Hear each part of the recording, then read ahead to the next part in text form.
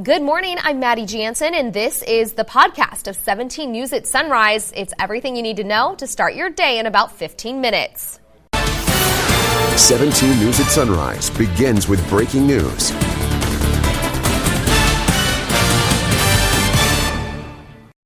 Maddie Jansen. And I'm Alex Fisher. Thanks for joining us this morning. We've got a lot going on today, so we're going to get right to it. Let's go ahead and check in with Kevin. We'll have his forecast in just a minute, but first we begin with breaking news overnight. Yet another deadly night in the Golden Empire. Police are investigating a double homicide in southwest Bakersfield. 17's Vanessa Dillon is live at the scene this morning. Vanessa, what can you tell us?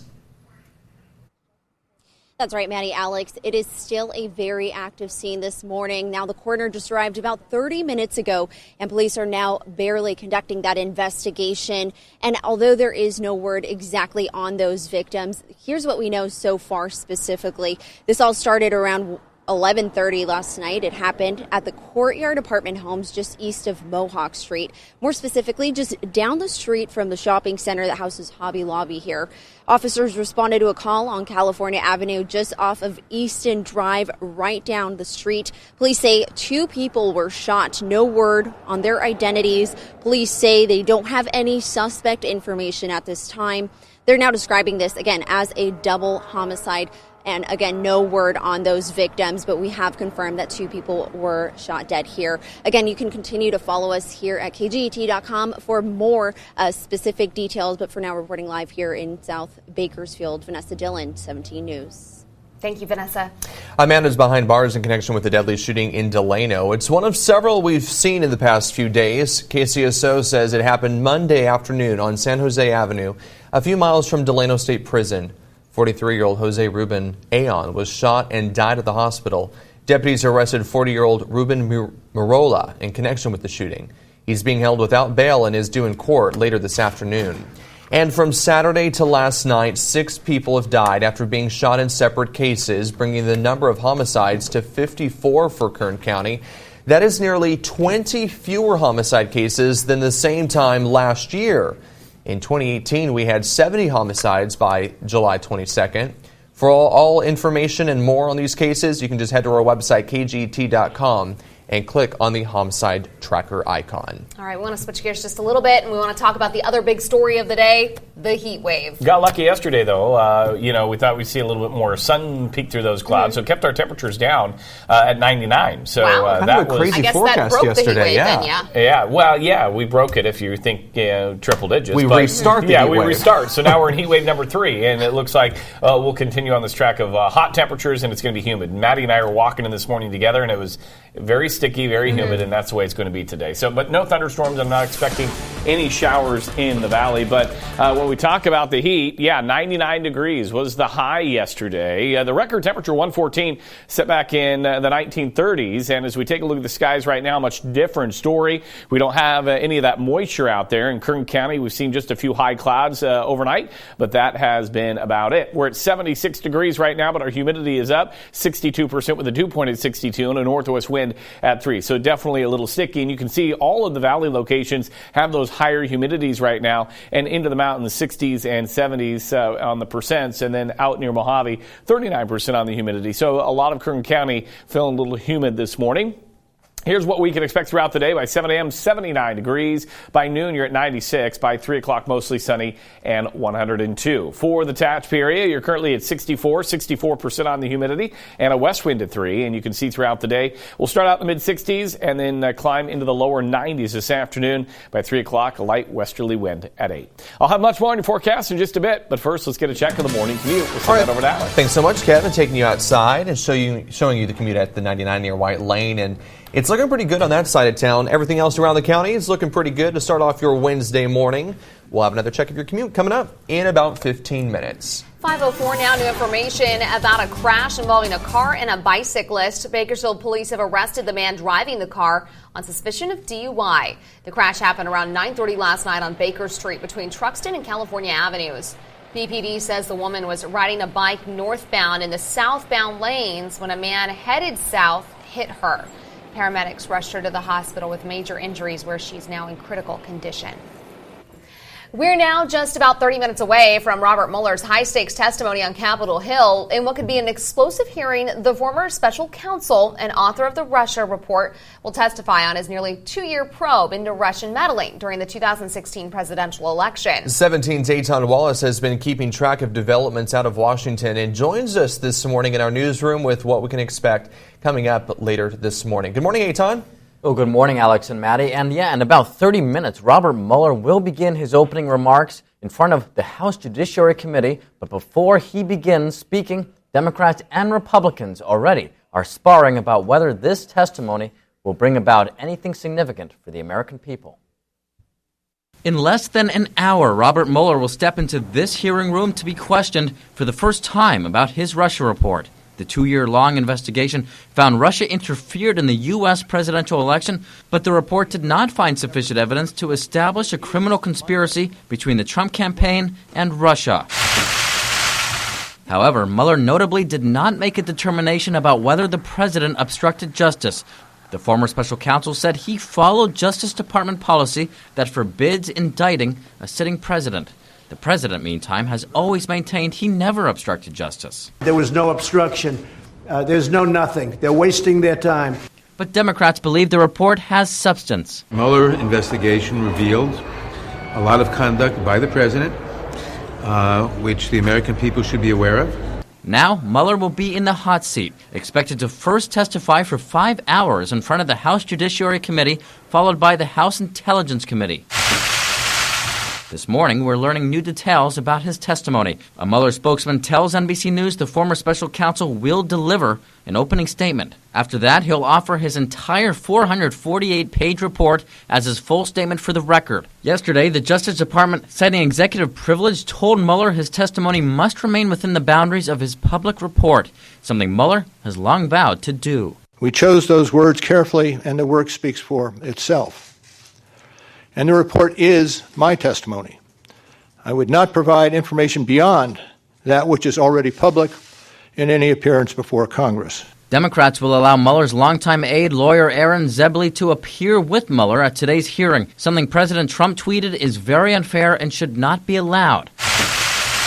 Now, the focus turns to what, if anything, will be gained from Mueller's testimony. 17 News Democratic political analyst Neil Sinapa says this could be an opportunity for the American public to learn more about the investigation. I do believe that the Democrats have an opportunity here to direct questions to him in a way for him to maybe expand a little bit and include even more that's in the report within his answers. But 17 News Republican political analyst Kathy Abernathy says today's testimony is nothing more than a distraction. Anything that the Democrats in Congress can do to keep this story going, as much of a fable as it is, they will do. And holding a hearing in Congress is what they do. That's all they do. There is so much more to do in Congress, like our border, like keeping the economy strong. All these things we could be doing, that's what they do, because their goal is headlines, words like obstruction, Russia, impeach.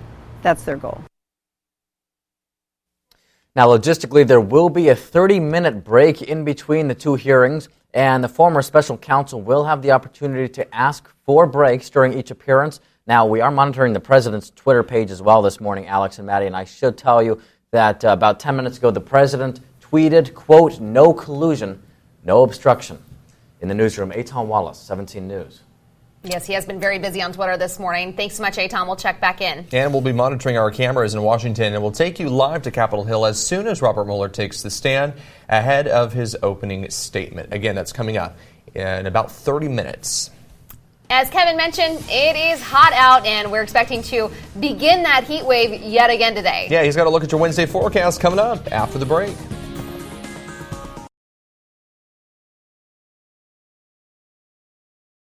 All right, let's take a look at your morning commute one more time and take you outside, show you how the commute is shaping up on the 99 at Airport, and it's looking pretty good. Everything else around the county is looking pretty good as well to start off your Wednesday morning. We'll have another check coming up in about 15 minutes. The doors will open a little later at DMV offices across the state today. Yeah, we'll explain the reason for the shift in hours coming up after this. But first, we have a sunrise sketch from LED at Elk Hills School in Mrs. Sullivan's class. A beautiful rainbow and some beautiful trees there. Thank you so much, Ellie, for sharing. And we want to see your sketches. Send them to us, and we'll show them off here on Sunrise. You can get the address at kget.com. Up, if you have business to take care of at the DMV today, it will have to wait until the afternoon. Instead of normal business hours, all DMV offices will open at 1 p.m. The delay is happening so employees can prepare to process your Real ID requests. The training will also give them a refresher on customer service. It's part of an initiative enacted by Governor Gavin Newsom after customers complained of long wait times at DMV offices statewide. If you live in Arvin or Wasco, there may be a more efficient commute option coming your way. Myo Car is a car rental app, but only for electric vehicles. It's already launched in a few Central Valley cities, including Visalia, and it's rolling out in Arvin and Wasco later this week. It costs $20 to register, then $4 an hour or $35 for a full weekday. But users have a few concerns about the service, like if you pick up a car in Arvin, you can't drop it off at your destination. You have to drop it off at the same charging station in Arvin. I think it would be a great service if they could do that between Arvin and Bakersfield, and even between Arvin, Wasco, Tehachapi, etc. While Arvin isn't paying for Myo Car to come, Mayor Jose Garola said he supports its efforts. Myo Car is fueled by a grant from the California Air Resources Board. All right, well, still ahead, it's a tough and painful challenge, healing after a severe burn injury. How the Bakersfield Firefighters Burn Foundation is helping local burn survivors thrive through what's known as Champ Camp. 17's Tabitha Mills has that story coming up.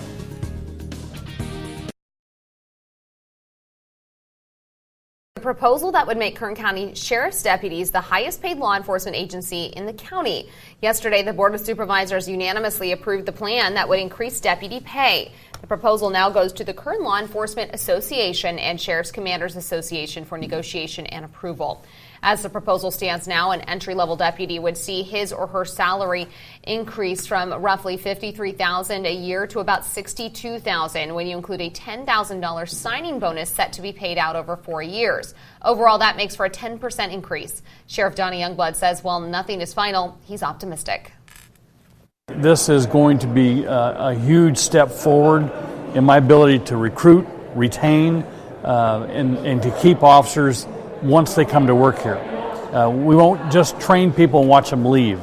The fact that we're going to be able to offer a bonus pay to come here, that you'll get after a couple years, after 4 years, you'll get a bonus pay. That helps keep people, and I'm really, really encouraged about where we're going. Richard Anderson, head of the Kern Law Enforcement Association, tells 17 News he will look over the proposal and then bring it to union members.